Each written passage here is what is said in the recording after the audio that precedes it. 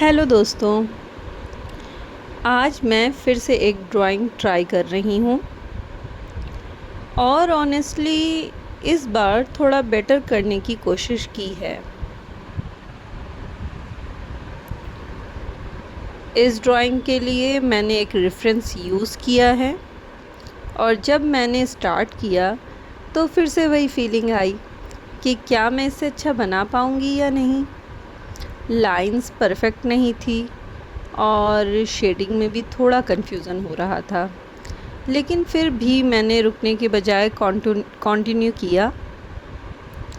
मुझे लगता है कि जब हम किसी चीज़ को बहुत टाइम बाद स्टार्ट करते हैं तो हमें ख़ुद पर डाउट होता है, लेकिन शायद ग्रोथ का मतलब ही ये है कि हम परफेक्ट होने के बिना भी ट्राई करते रहें।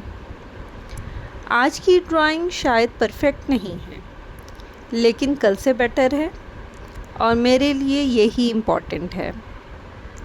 और अगर आप भी किसी चीज़ को स्टार्ट करना चाहते हो या दोबारा स्टार्ट करना चाहते हो तो बस एक छोटा सा स्टेप लो।